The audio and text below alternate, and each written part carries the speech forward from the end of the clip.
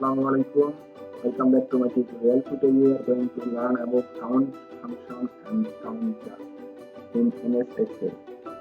So here you can see an example and let's write count and then select.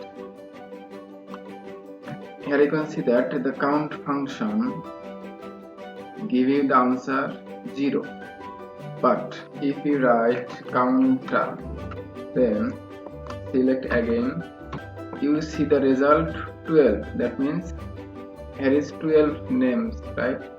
So counter function gives you the result or count text along with numbers. That means if you write any numerical value here, then you can see that answer is 12. That means counter function count numeric value along with text or letter, right?